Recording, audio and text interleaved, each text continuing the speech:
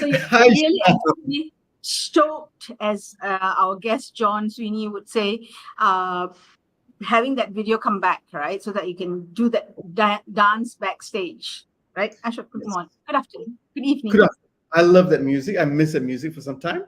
But yes. So, hi everyone. It's very interesting that today both of us are calling in from Kuala Lumpur, and we have been here for the whole week since Monday in preparation for an event that we had this morning with the Hearts&Minds and Muller.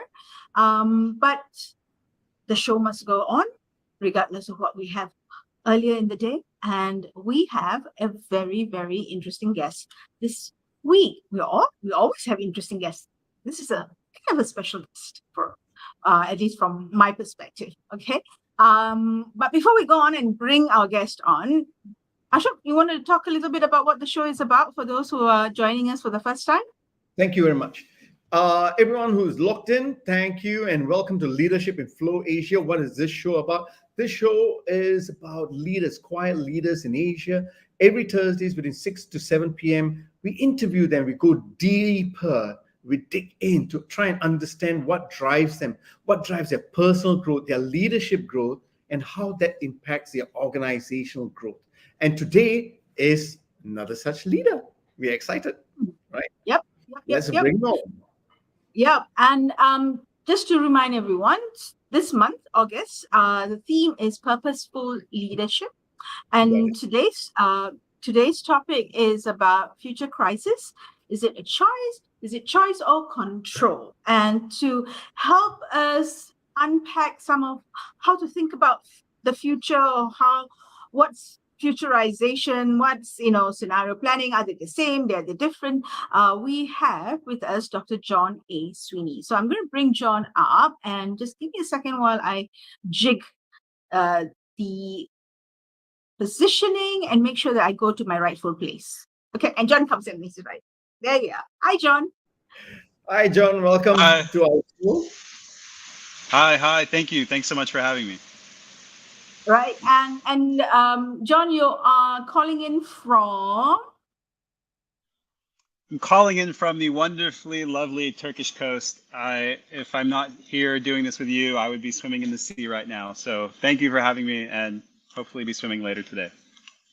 Sure. Okay, we will make sure that when you jump in there later after the show, it would be like, yes, it was a good one for us all three having a nice conversation. Your morning and our evening. Okay, I'm going to get the ball rolling, and I thought I'll start off with one of the questions that we discussed during our pre-show chat, right? And that is what are some of those situations, right? Sometimes it's called a crisis. Sometimes maybe it's not at the crisis level. Sometimes, whatever you want to call it, that situation of anxiety, that situation where things are not happening the way it should, that policy makers and on one hand, so you have got the government leaders and leaders in organizations or leaders of countries are facing today. What's that crisis, right? That problem that we need to consider, but we maybe not considering.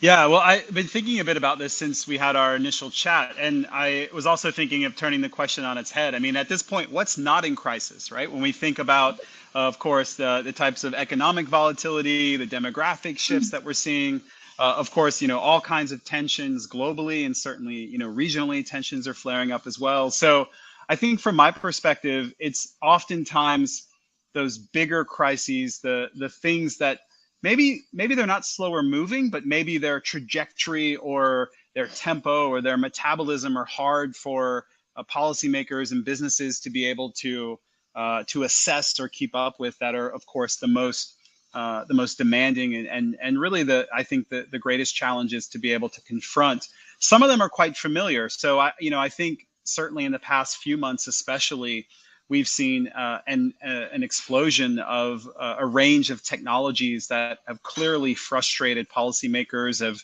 have clearly led to new types of businesses and all types of questions around how new forms of AI, and of course the large language model in particular, generative AI, is of course going to be a major disruption. And I clearly we're just at the start of what looks to be something quite significant. So I think on the one hand, quite familiar, right? New technologies coming in, of course, governments being more reactive than being more anticipatory, and of course businesses trying to adapt to the realities of that environment. And I think also, and I think no surprise, and certainly would love to explore the connections here as well, we've seen the climate crisis really come home, whether we're talking about massive heat waves in Southeast Asia, or clearly the heat dome effect that we've seen across the Northern Hemisphere recently. And I would say that ultimately these are things that frustrate policy processes. These are things that a lot of times businesses don't even know, what to do with. So we're seeing businesses have to become, really quite radical in even creating new positions.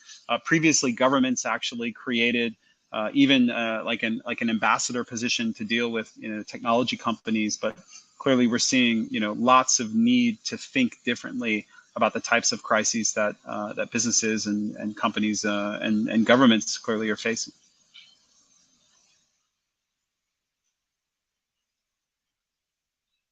Sham, you're on mute.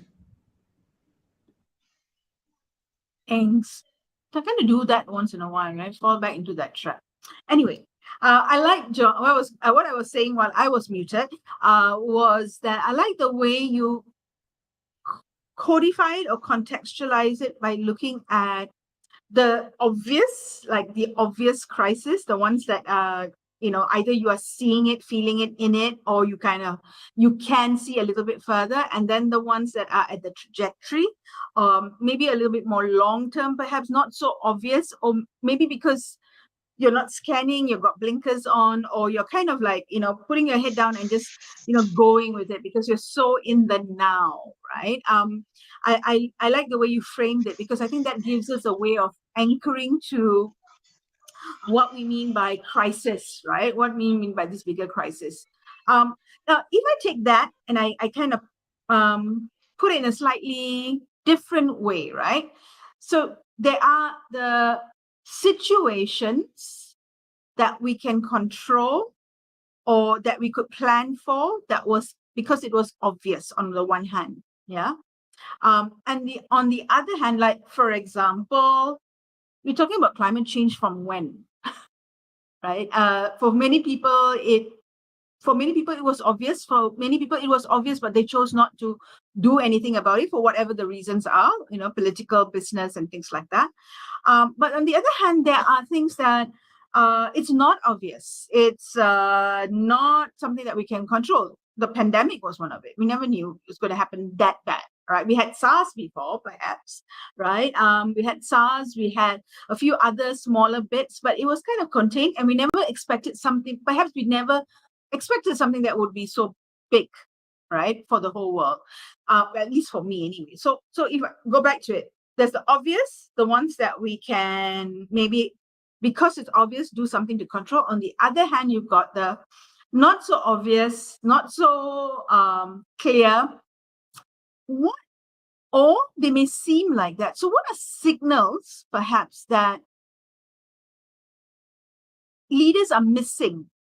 Maybe because we're not sensitive to it. Maybe because we haven't opened our eyes, maybe because we are blinkered, maybe because, like I said, we are just putting our heads down, doing the hard work, and just going with it, right? So what are those signals? What signals do you think that leaders from your work that you're doing, we are not picking up? Yeah, this is a great question. The one signal that I think is maybe at possibly more of a meta level is that the whole idea of control itself is I think starting to really be seen as problematic, and sometimes even worsening problems or issues.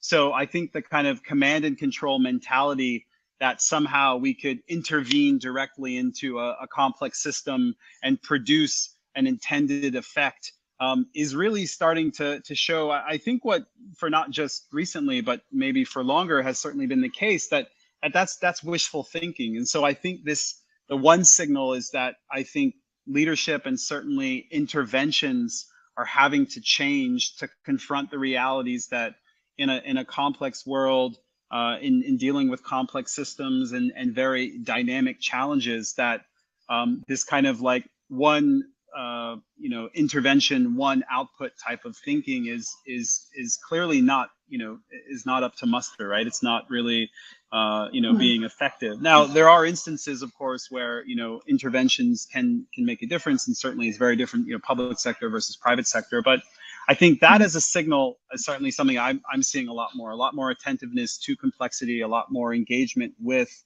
the realities of dealing with certainly an uncertain business environment, and certainly, the uncertainty that we've all felt in the past few years.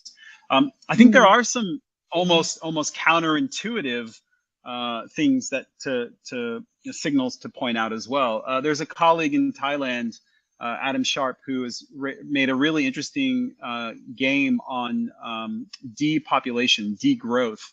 And of course, now we'd say, oh, wait a second, all the trends point towards, things are growing and the population. But like, actually, there are, of course, lots of places where demographics are going off a cliff. And even if we look at some of the data that was released recently, right, with population growth, of course, slowing significantly in China, and even the shifts around, where the new urban center is going to be in the world. So I think this kinds of, bringing counterintuitive thinking about or signals about like where might opportunities be in the future, and what might future consumer demand and trends be emanating from. I think some of those signals are quite interesting.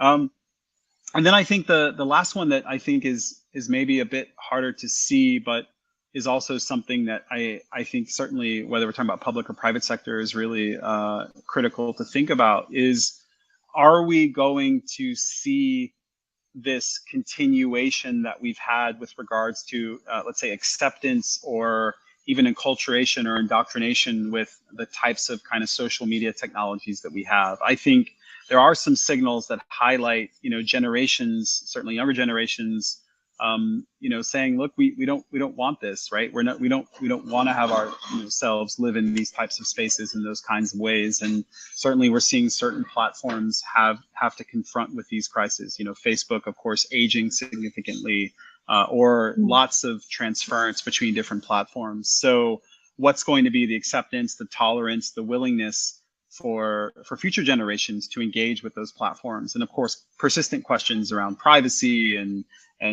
how these data is used. And so I think we kind of live with the realities now of this mediated lifestyle, but are we reaching a precipice potentially where we see people turn away from those types of platforms because they don't want the life that their parents had, or even in the future their grandparents had, with seeing the effects of these technologies?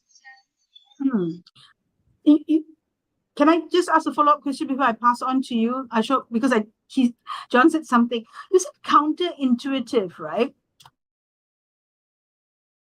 How do we think counterintuitive? You know what I mean? It's like, to do that, to think of the reverse, to think of the other end of the spectrum, to think, this is how I think now. How do I consciously put myself in a situation where I'm thinking counterintuitively, how does one do that? I mean, it's difficult, I think, for most leaders to even consider thinking about what's going to happen, or even think about how am I going to budget for next year, or how am I going to budget for the next 3-5 years, right? That in itself is for some people quite challenging. Now you're saying counterintuitive. So what skills are involved? What kind of mindset needs to be there for us to be able to think intuitive, sorry. Yeah, it is, I'll say at the outset, right? It is clearly a challenge, but I'll also say it's not rocket science. And I say that as someone whose job is, of course, to help communities, organizations, businesses, think about the future. But I think even more so, it's actually thinking about how we think about the future. Because if you're a leader and you've been successful, clearly you're thinking about the future, right? As you highlight, the next strategy cycle, or, the 3 to 5 year range where maybe there's, a bit of comfort. But it's certainly in the last 3 years, I think there's been no shortage of examples where we can't just rely on what we know. And I will say that actually it turns out, and this is based on neuroscience research, we have a biological bias. So it turns out that the parts of our brain that are engaged when we think about the future are the parts associated with episodic memory. So we actually do have this neurological, biological bias that kicks in when we think about the future, where we go to our experience. Now, of course, we can't simply rely on our experience. So I think, to your point, this counterintuitive thinking, counterfactual thinking, futures thinking, anticipatory thinking is really about using practices and processes that stretch, right? How, in fact, we try to approach thinking about challenges. And certainly there's no shortages of tools, whether it's scenarios or more experiential artifacts. I use lots of games and simulations in my own work and my research as well. And I find that to be really fruitful, because in games, you don't just talk about uncertainty, you actually feel it. You actually have to, go through that process and engage it. But I think ultimately it's about trying to also seek out other voices, right, to create those challenges. And to utilize, of course, lots of research to suggest that, diversity and having a range of different perspectives adds so much value in bringing forward, again, that counterintuitive, counterfactual, and of course, just expanding the scale and the scope of thought with regards to challenges or solutions, for now, and of course, for the future as well. Okay, Ashok. Thank you very much for that, John. So what I'm hearing is, we have to think differently about how we think about the future, and I like that statement. And I like to go back to where we first started with Sham's question, right? And you mentioned something very important here. You said businesses need to be radical. So I'm going to start off from that. Could you explain to us, right, what do you mean by that? Could you give us some context around that? Yeah, well, I think from my experience, and certainly what I've seen happen, recently in working with, different private sector organizations, and that extends from, let's say, large capital projects like construction or banking and finance, or, even, different sectors like energy. There's clearly a lot of interest and need in not just, talking about sustainability and doing like greenwashing, which we certainly see, but in trying to actually rethink the organization and what it does and how it needs to be able to speak to not just, I think, the environmental, but also the social, and what is it actually doing, and how is it giving back, and is it having a genuine impact in communities, and how are people, of course, engaging with it, not just as a brand, but as something that is, again, not just creating, value for shareholders, but actually creating, a benefit to the communities and within which it operates. And I think that is something that is really coming to a head and is really challenging lots of businesses to radically rethink who they are and what they do. And I think actually for the better, because clearly there is a need to think about the types of ways that different entities operate. And again, I think also it's a benefit for governments as well, the types of ways that they carry forward and create positive change. So I think that drive, or the impetus, or the invitation to be radical is one that I think is being brought forward by consumers and by citizens. But I think it potentially holds a lot of value for creating, hopefully, a more just and equitable future. Thank you for sharing that. Now, this is where I'm having some question marks, right? Deeper question marks in that sense, because I hear you that it is important for us to be radical, but to me, what I'm hearing from you, it's about going back to the origins of understanding why we started our business in the first place, right? I know there's a capitalist way of thinking. I'm not saying capitalism is bad, but people have painted it to be very bad. But there are good things about capitalism anyway. But even if you think about businesses, what I'm hearing from what you're saying is we got to go back to understand the roots of why we started our business and how it can be a social impact, not just looking at it from a capital point of view, right? So to me, is that really radical, or is that going back to what we need to be? I hear your cry out in that sense to say maybe we have lost our way. Going back to where we need to go back, it's probably the radical way of doing the right things, when it should have been it from the very beginning. Which then leads me to my second question, where you talked about control, right? I get that we need to be radical in terms of having that social impact. And then when we look at control, and if I now overlay the whole last 3 years situation, so from a business, from a government point of view, I think at this point in time, everybody wants to have that control, because there's even more uncertainty. We are coming out of the COVID and things are getting better in that way, but I think a lot of people are still running for their revenues in that sense and trying to still have the control. So now, on one end, you said, let's be radical, let's focus on the social impact of things, but you still need that control, don't we? Or are you saying we have to think differently about the way we control? Well, this is where the counterintuitive piece, I think, is important, because certainly I think we all want to feel like we're coming out of a very turbulent period.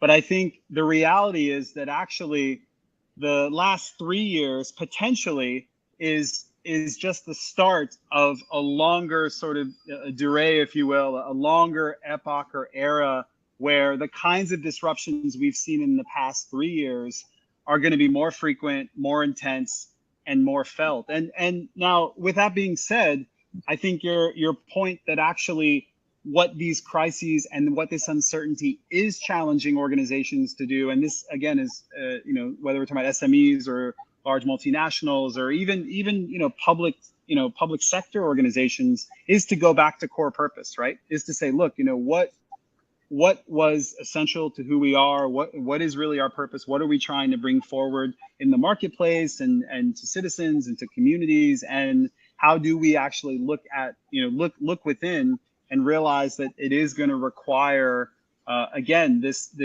change, because again maybe it's been lost relative to certain factors, and so I think sometimes the most radical thing you can do is to go back, right? Is to go back and say, wait, this is who we are, this is what we need to do, this is part of our core. And I think part of that radical sort of shift and that radical move is also saying we need to become a learning organization, right? We need to think about how we bring learning into our DNA and how we bring that forward in who we are. And this is also why I think Foresight and the Future's work is critical, because I think it helps to drive that. But I think to your point that again that most radical thing can be oftentimes back to that core, back to that essence of where the organization began and what is at the heart of who it is. Sure. No, thank you for mentioning all of that. So I'm hearing two things here. Is yes, we need to be radical in that way, and one of the ways is we need to be a learning organization, right? So I just want to take off from there. One of our other hosts, Muller, right? She was also commenting recently to me that the spirit of learning have been lost in organizations, because it's appears to be more forced upon. It's not for the love of learning, right? So even when you talk about it is important for organizations, right, to move and become a learning organization, what can we learn from the past so that we don't repeat mistakes for the future. What are your thoughts on that? Yeah, well, I say that I often have this experience where, like, if I'm engaged with an organization and, through the context of my work on Foresight, oftentimes at the end, it's like, how do we make this part of who we are? How do we bring this into our organization? I will ask directly, do you have a learning strategy? As an organization, have you committed to say, this is how we're going to learn? And a lot of times I get blank stares, right? They're like, we don't have. No, they maybe have an HR department. They have a capacity development programs, but the idea of like an organizational wide learning strategy is something I think is still quite radical, and I think quite rare. So I think, at least for me, the idea of learning and how that ties into what organizations do already and what they can do is really about and learning from the past, and why maybe that hasn't stuck is, are we genuinely incentivizing people and creating a space for people to learn, and not making that something extra that they do during coffee breaks or during lunch, or when they're not doing 5 other things, but like we're actually creating a space and supporting learning and really ensuring that people have the time to make that part of who they are in the organization. And I think that's something that, at least in my work, I see is that people want to do this, but a lot of times they simply either don't have the incentives or don't have the literal time and space to be able to do it. Right. Sham, before you take on, I just want one last question for me. I like what you mentioned about do organizations have a learning strategy? I'd like to go a little deeper into that. Could you tell us what you mean by a learning strategy? Maybe you can give us an example. Is it more outcome-based? What are your thoughts on that? Yeah, so I think, a lot of times organizations will, of course, through like, let's say an HR function, or sometimes even through, let's say like a strategy team or even an innovation team, have kind of projects and programs that are available or essentially, brought forward to create a space for, let's say, an employee or, a worker to be able to, contribute, let's say, a voice, or to have a chance to be, quote, upskilled.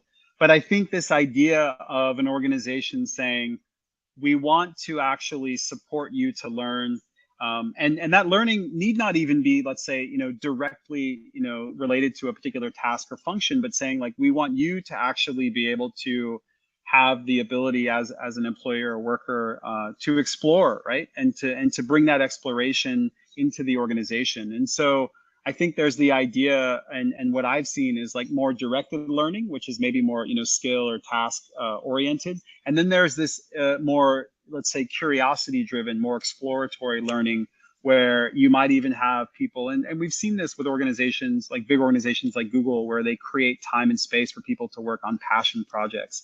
And they actually create that space so that you actually have designated time within your kind of allotted sort of, work time to be able to do that. And I think that's something I think is still unique. And I think that balance of more like directed learning, again, more task or skill oriented, the more sort of classical kind of, upskilling kind of HR development piece. But then this kind of like, are we fostering curiosity in organizations? Are we allowing that type of open questioning? And are we bringing that sense of exploration into ultimately workspace and decision making? Right. Thank you. So what I'm hearing is one way of creating a learning strategy is to create or empower the skill of curiosity, right?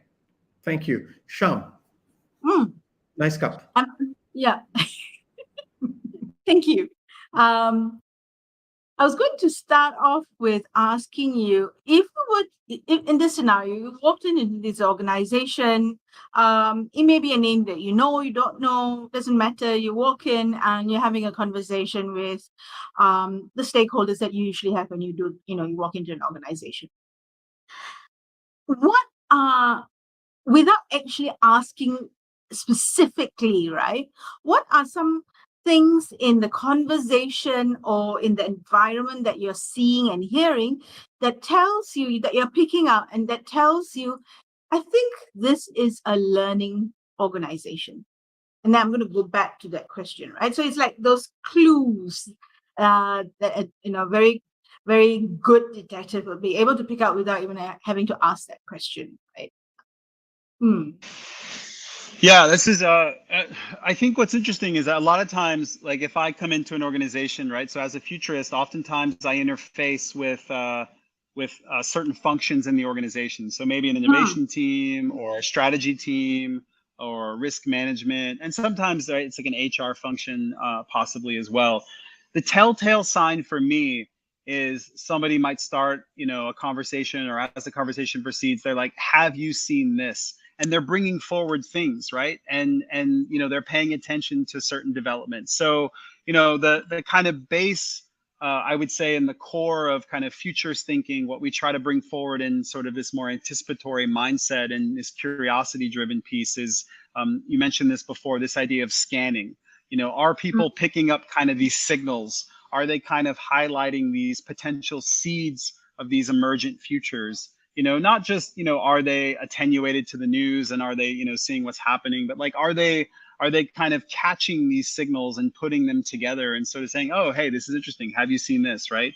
What about this, right? Are they asking those types of questions? And I think that, always it's interesting to see. And a lot of times it's not that it's necessarily a minority within an organization, but sometimes people feel hesitant to bring that forward. But I think in some of the spaces that I think that collectively we try to facilitate with different organizations, that clearly it's about allowing that to kind of come forward. And I think that's always interesting to see is when those spaces are created, what are the questions or the ideas that people bring forward? And just having that space really can allow that. And I think that's always a telltale sign is when you create a space, do people step into it and how they step into it and bring forward those types of questions.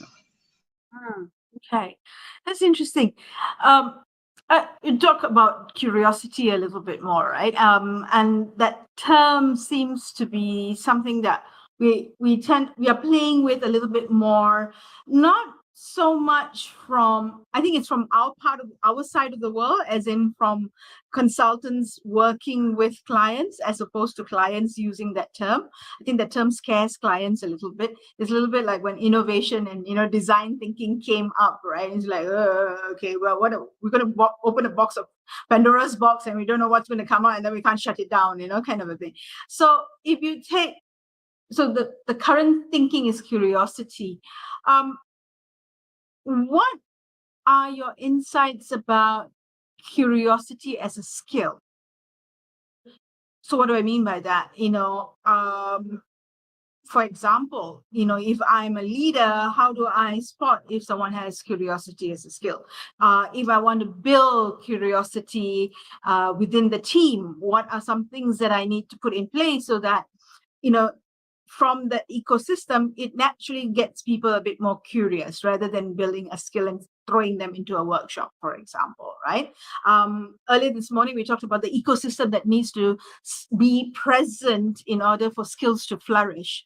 You plant the seed, you water it, there needs to be fertilizer and water to flourish, get it flourishing, right?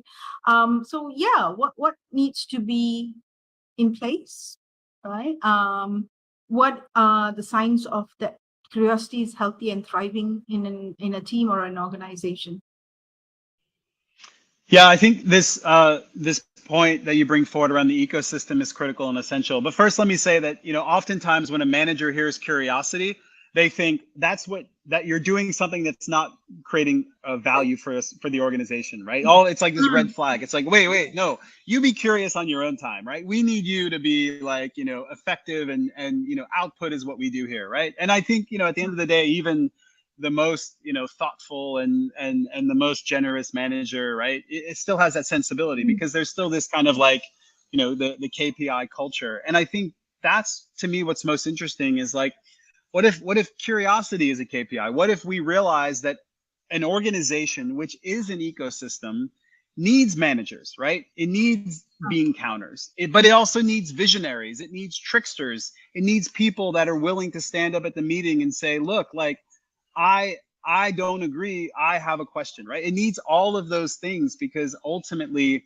the way that organizations, I think, ultimately improve is by using every brain that's in the room. And I think at the end of the day, that this is why, of course, I do think there is value in bringing in outsiders, because you bring in a different brain, right? You bring in a way to shake things up a bit. So I think that the way that I've seen curiosity play out well is when there's a recognition that there is value in having this space, right? To ask questions, to explore. And a lot of times, and I think this is also to your point, it's not just in, quote, the workshop, right? I mean, there's, I think, a reason we talk about the retreat, right? Because oftentimes it's not just the retreat from, the organization, but a retreat from the realities. And then we go back and then everything gets lost. So this idea of like, can we normalize this? Can we bring this in? This is not just a water cooler conversation. Can this be part of the DNA of how organizations run meetings or how organizations make decisions, right? And so it has real, genuine value and impact, and it's not a sideshow. And I think that's something that is being experimented with, and different organizations are trying to be more attentive to. I'm going to pursue that line of thought a bit by asking you to perhaps give us an example of one and the other, right? One is where a client, an organization that you've worked with, that has made curiosity kind of like a central aspect in how they do work. What does that look and sound like? What have they done? Give us an example of that. And maybe also an example of where they're just doing it to tick a box for some reason, right? We're talking about curiosity, but they're just doing it to tick a box. And how does that look and sound like?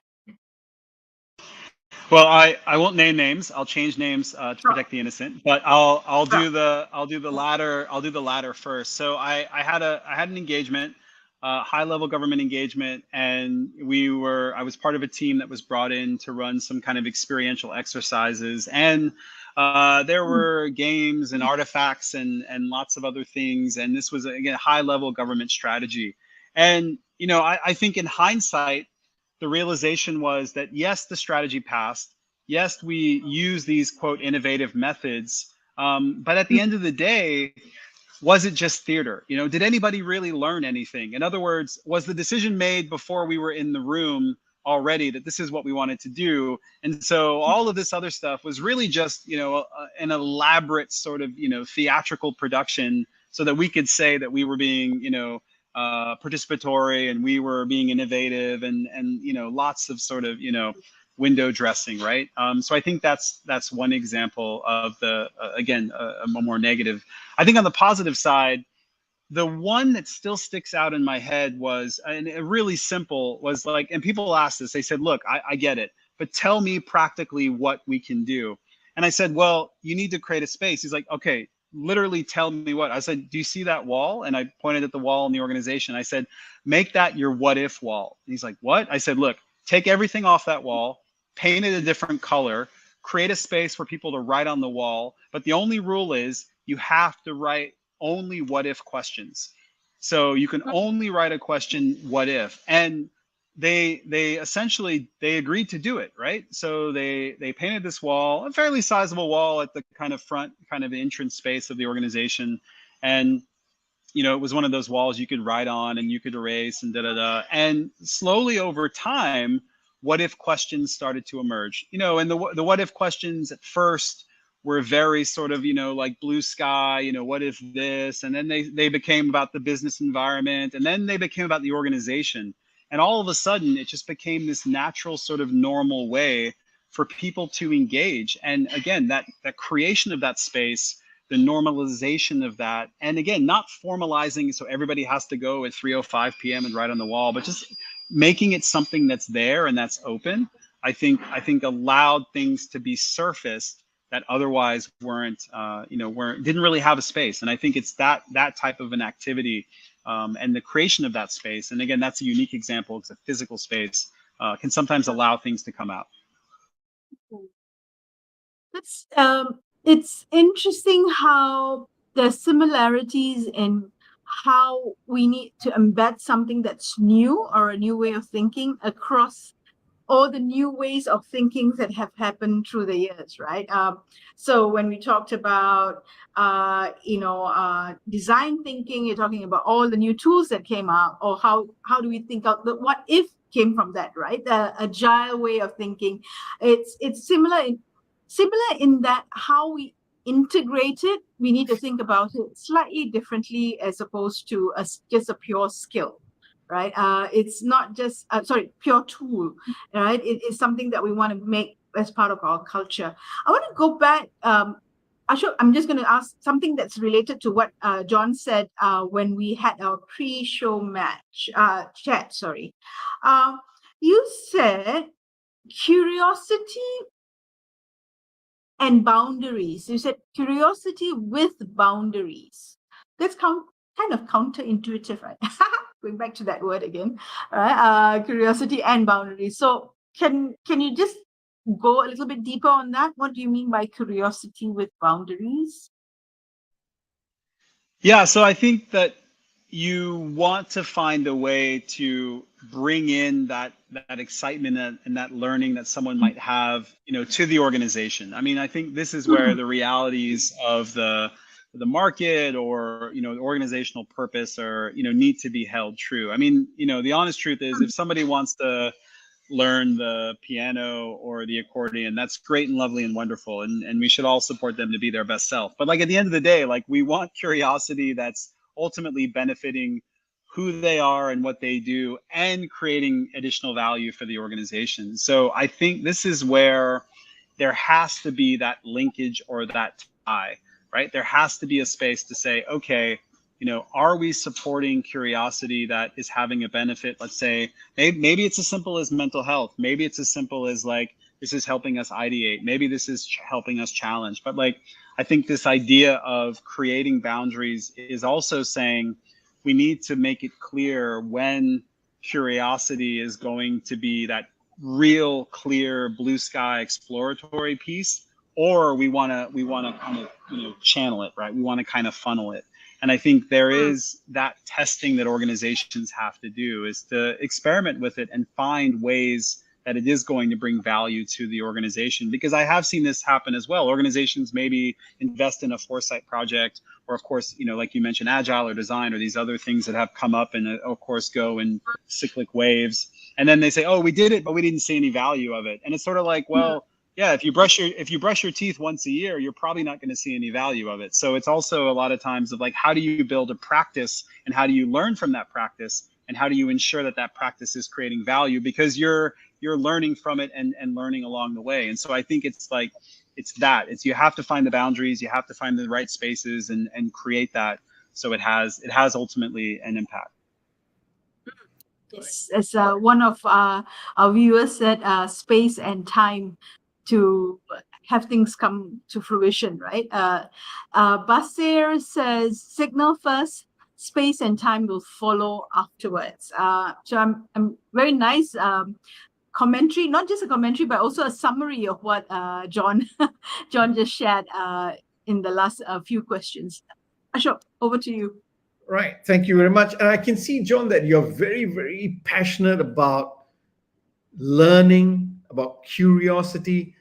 Just out of my curiosity, pun intended, are there research around the business case for driving curiosity in an organization?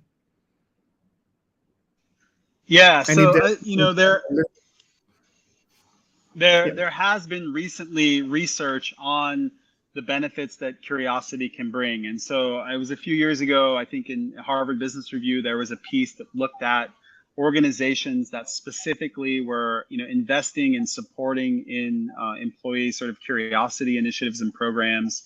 And it found not only like there was sort of higher retention, but that ultimately people felt more fulfilled, and that, there was also benefits with adding sort of into enhancing decision making. And so I think ultimately, and the same is true of Foresight as well, like showing that organizations are more profitable and, of course, have a greater market cap, the kind of private sector organizations that invest in it. And I think even from a public sector side, creating more trust and really more, types of maybe more transparency, right? So I think that there is this emerging case. Now, I think ultimately it is also contextual, right? So organizations need to figure out. I mean, if you're an SME, it's very different from what you can do, let's say, if you're a multinational, of course, if you're a government. So I think it is about finding the right type of, way that it can work for the organization, and then trying to assess that and create learning from that.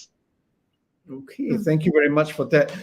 Just since we're on the topic of skills, I've been reading of late a lot of narrative around let's hire for skills. Let's move into this new era, right? Where we're going to be hiring for skills as opposed to in the past hiring for your credentials, right? So as a futurist, you've been talking about radical thinking. Would this fit into your radical thinking? And what are your personal thoughts about hiring for skills? So I do have the opportunity, even though I also, work independently, to work on teams. And a lot of the conversations I have is like the number one skill that I want, and I think organizations want, is can someone learn? Because I think, to your point, is that we do see now, we've seen the kind of emerging age of micro credentials, and of course we're seeing changes in the nature of how people think about formal education. And even now we've seen, really big shifts where certain large organizations saying, look, you don't have to have a degree if you can prove you have, X, Y, or Z skills. But I think we're also at that meta level to say, the greatest skill that someone can have is showing the ability to be able to learn and to be able to demonstrate that they do have that capacity to be flexible and to be, ultimately, I think, resilient and to take on different things and to be able to navigate challenges. And I think that kind of meta skill level, I think, is really critical and essential. So I think certainly the conversation is changing, right? Like now it's about skills, and certainly skills in relation to new and emerging technologies. But I think whether we think about kind of the shift from kind of IQ to EQ, right? Looking at emotional intelligence and, quote, the softer skills. But I really think ultimately it's that core skill of being able to learn, right? And being flexible and being open to whether it is the technological or whether it's the social or that sort of in-between space. And since people are, learning is an intrinsic motivation, right? And organizations can actually create the platform for people to enjoy that learning process, right? What other ideas can you share to make that learning process a real fun process? Well, this is where I think my bias also comes in. So at least for me, and I think there is actually a basis in the literature and the research to suggest that like play is a really powerful tool for ensuring that learning is not only sustainable, but also, I think, to your point, like fun. Like, why should learning not be fun? And we've seen this, I would say nothing short of a revolution with regards to how games and simulations are utilized across education, whether it's higher education or primary. So I think it's quite natural to think about ways with which learning could be normalized and institutionalized and ultimately, brought forward as something that is really play driven and play oriented. And I think actually that there's, again, a lot of really emerging research to suggest that has an immense value, not only with regards to kind of output, but those other more intangible, implicit things, right? Like mental health and well-being and even, dynamics within teams. And so I think there's a lot of value in really saying that, if we do have a learning strategy, how do we make play a constitutive element or a core pillar of that, right? And how do we ensure that we have people playing in different ways? And actually there's really interesting evidence to suggest that play also is helpful as we age with regards to memory and neuroplasticity. So play actually literally keeps our brains younger. So the idea that as we have workforces that are aging in some places, or as we have intergenerational workforces, or clearly as organizations want to maximize benefit, play is a great way to do that and to ensure that we're getting the most out of people, but we're also making spaces where people, want to play and work together. Go on, Sham. I know there's a question coming up for you. No. Yeah, there is. But I thought also would be a good one for time for us to share what some of our viewers are saying. So Basir says here, control tends to backfire. Addressing and effectively managing crisis is helpful. China wasn't able to manage the pandemic, and principal reason was not being transparent about it. So thank you for sharing your opinion, Basir, and doing that on the platform and during the show. I'm just going to share this. I'm going to ask a question that this kind of goes off a little bit from where we are. We're talking about play and learning and how that can create a new way of thinking. Right? During our pre-show chat, you mentioned one of the things that you mentioned, and you may remember or you may not remember. I'm going to ask you anyway, right? The part of being able to project, to be able to look at foresight, is being comfortable not knowing what the outcome will be, right? Tell us a little bit more about that. Tell us your thinking around when you said that. What did you have in mind, or what do you have in mind? Yeah, so this is where sometimes clients get frustrated, right? Because we may initiate a project or a program and ultimately say, look, like this is a true experiment, right? I mean, this is something where we're going to set these things into motion, but we can't guarantee X, Y, or Z results. So actually being open to the uncertainty of outcome, or even the uncertainty of impact, I think can be a challenge, right? Because of course, if an organization is making an investment, if time and energy and resources are being put into something, then being willing to say that we are open to the possibility of failure here, I think is a risk, right? So I think then, at least from my perspective, the idea that you would have that openness and willingness, I think is really critical. But, and I think this is the catch-all, is that a win and a failure both provide the opportunity for learning. So if you're able to say, look, we're going to do this, but we're not sure maybe what the benefit is going to be, the impact, the outcome, but we're going to try to measure it and we're going to try to learn from it. Then essentially what you've said is like, we're a learning organization, right? We're going to try to do this. And of course, like, organizations can't only be learning organizations, right? They have to, do stuff, right? They have a core purpose, they have a mission, they have, vision, trying to enact. So I think it is ultimately about saying, again, how do we have, boundaries and borders with that? How do we ensure that it's, sustainable for the organization's size and scope and scale? And then think about, what does it mean to actually enact this in a way that is going to bring value, and again be really purposeful, and also again drive hopefully future experiments and further learning in the organization. So I'm going to go back to, based on that, where we started. We talked about choices, right? Is it choice or control? And one of the things that you mentioned was, how do we know we are making choices that open up more choices? Now, when you come from perhaps an environment where when you make a decision or you make a choice, right, the assumption is that it's the right choice. Right? You're making the right decision, or you're making the right choice, right? Whereas here, when you say, how do we know we're making choices that open up more choices? It tells us that we're not necessarily making the right choice.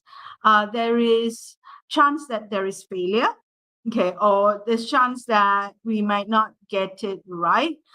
There's a chance that we may have to make a U-turn. Am I missing something there? So have I got it right? Is that how you think about it? Yeah, exactly. I think this, it can oftentimes be a challenge because organizations say, okay, we've got our strategy, we've got our objectives, these are our goals, right? This is our roadmap, right? So then it becomes about, let's make a choice that gets us here. But sometimes, and I think this is where we were discussing earlier, which is that actually what we want to make a choice is that makes other things possible, right? So are we actually making choices and walking through doors that open up other doors, right? And actually try to be able to create a space to say that we're not making a choice that's kind of foreclosing other opportunities. Now, of course, some choices invariably do that. Like a lot of times organizations lock into certain platforms, or, you know, they're associated with certain, you know, products or services. So it's not just about a pivot, but it's about saying from a decision-making perspective, and really from a leadership perspective, is can we create a space where we're actually trying to make choices and have that be something that, again, opens up other possibilities. Because increasingly, it is like you're saying, it's not that you're going to make the right choice every time, but if you're able to make choices that allow other choices or other possibilities to emerge, then at least you're continuing to find a way to hopefully navigate to where you want to go without hitting that wall. Thank you for that. I've got, Sham, there's a question from Basir, which I'm going to post it down to John. How do we get leaders to come to accept changing into a new leadership style that your methods and systems are pointing to? How do we get leaders to come to accept changing into a new leadership style that your methods and systems are pointing to? Thank you. Well, I first say hi to Bazir. He's a colleague from Turkey. So thanks for signing on. So on the one hand, I think leaders don't have a choice. Like, I think they're going to have to change, because actually we're seeing the uncertainty, the turbulence, whatever acronyms we want to throw at this moment. Like, it's necessitating new forms of leadership. And actually, I think what we're seeing now is this kind of like the irresistible force hitting the immovable object. We're seeing a lot of failures and breakdowns because we're seeing old styles of leadership and governance, again, private sector, public sector, hit the wall in the realities of the 21st century. And so I think that clearly there's been this gap and this kind of delay in leadership catching up to the realities of this of our historical moment. And I think the acceptance is trying to come to grips with this. So I would say that actually it is about trying to allow and again create these spaces where people talk about leadership, right? It's not just something that is talked about behind closed doors, but something that leaders can talk about. The ways in which they're trying to grow and the need for different styles. I think also the one thing that I've found to be really useful is from the very outset to talk about leadership as a journey, not even a skill, not even as something that is like a practice, but like the idea that everyone has a leadership journey. And how do we realize that journeys are just that, right? They're going to be ups and downs, and they're going to be detours, and there's going to be the need to think about getting to certain spaces. But like any journey, oftentimes it's not just the destination; it's how we go along the way. That brings us very nicely to the question I have for you, which I've kept to the last, okay? Because you said it right nicely, journey, right? And you've taken a journey as well. But before I talk about your journey, when we asked you about this in the pre-show chat, you said it's intuition, and a lot of, for me, there have been many times when my intuition proved me right. And we call it intuition, we call it gut feel, we call it instinct, whatever, right? I think from my perspective, intuition or instinct is that culmination or accumulation of a lot of unconscious competence or mastery. We've learned it somehow, we've sucked it in, we've got it in our system, right? And it guides us, and we don't know what it is. So when we can't articulate it, we kind of tend to call it intuition, right? So this journey that I'm referring to is your journey, John.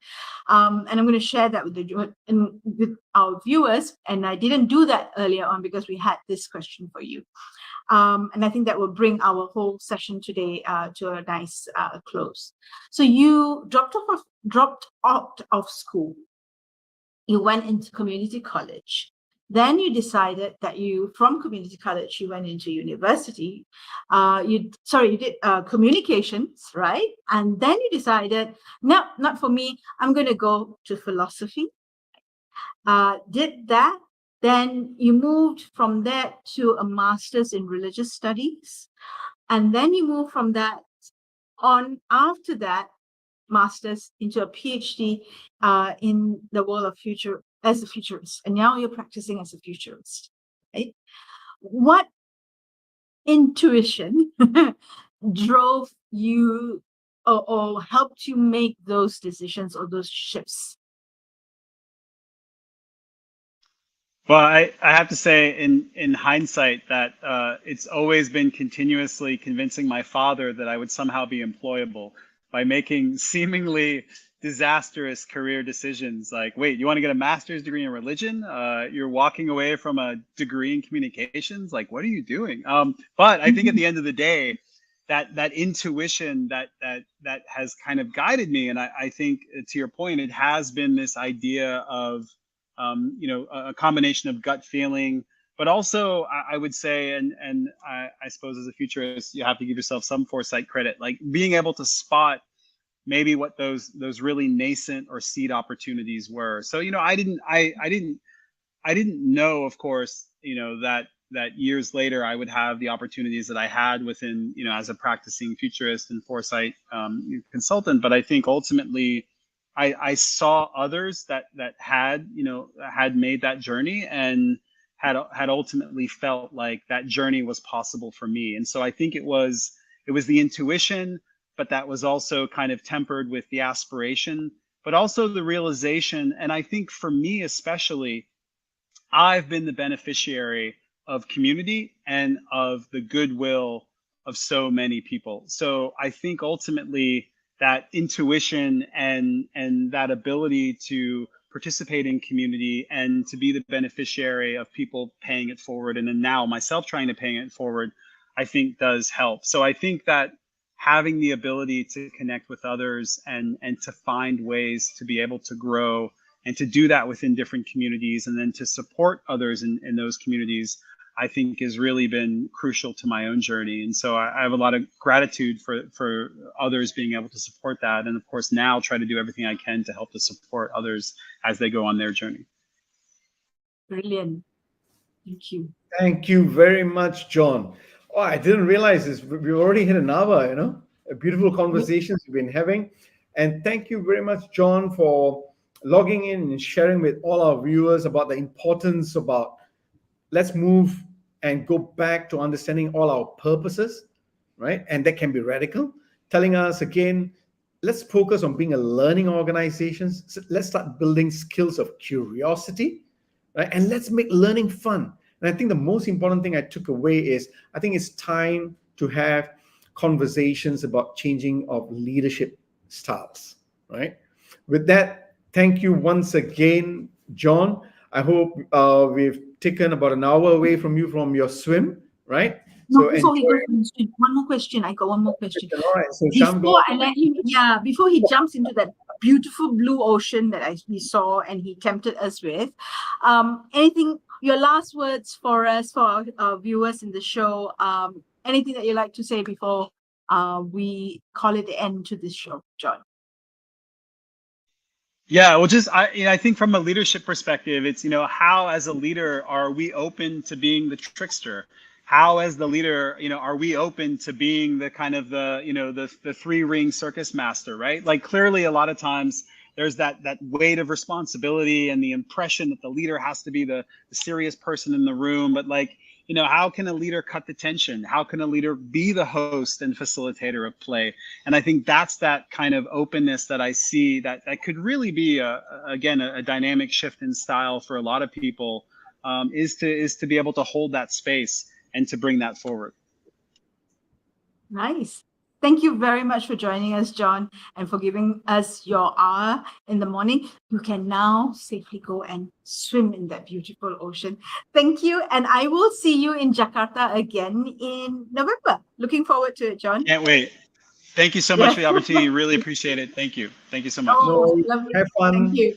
Thank you very much. Thank you. I'm going to put you in backstage while we close the show, John. Okay. Right. It was nice. Purposeful leadership, future crisis, choice of control. That was a nice one. Thank you. And yeah, for me, it's For me, I would say it's a newish topic. So when I met John, the first time I met John was about a couple of months ago in Indonesia, and we were in a project together. So that's how we got to know each other. And this idea of speaking about futurization caught my attention. I thought it was something that, our viewers would definitely gain from. I don't think it's something that we talk often about. It's not in our kind of agenda or leaders' agenda when they think about it, unless perhaps you're quite senior up in that position or a global company, I think. So it was good. It was good to venture out into something a little bit different from what we typically do in our show, right? I enjoyed it. So thanks for hosting me. If you got any last words? We have one more week for August. Yeah. Next. Sorry, not one more week. Sorry, we just started August. There's 2 more weeks, right? Yeah. Okay, so we're on again next week. Same time, same place. You would have to tune in to see which combination of the 3 hosts that you're going to get. And we don't know, so figure it out. Until then, bye everyone.